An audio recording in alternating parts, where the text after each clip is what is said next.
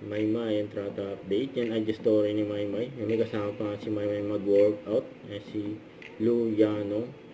Habang nagtitaping sila ng Roha.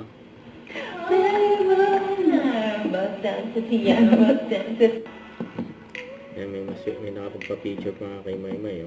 Sa dress ng Lou. Yan, busy si Maymay. Diyan sa taping niya for Roha. Yan pa nga yung pasilip niya, behind the scene.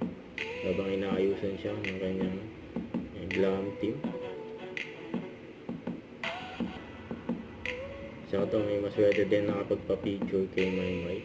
Sabi, with Maymay and Trata, super bite at jolly. Yung tinanong namin kung pwede kami makapagpa-picture sa kanya, go agad siya. Yun, ganyan kabait si Maymay sa mga fans. Ito, and lagi story ni Maymay, and binati pa niya ng happy birthday ang kanyang coach na si Ana Peleo. Ayan, coach niya sa acting workshop. This is not hard. Malino, and ang maganda, you're at a point in your life now na you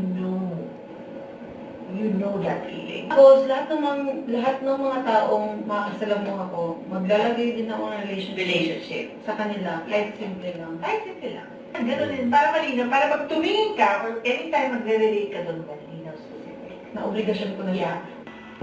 Ito, abangan sa linggo. Sa post ng ASAP, ang collab, Maymay and James Reid, Don't forget to subscribe, click the notification bell for more updates. This is Quick Charging Action Vlog. Stay tuned for more videos. See ya.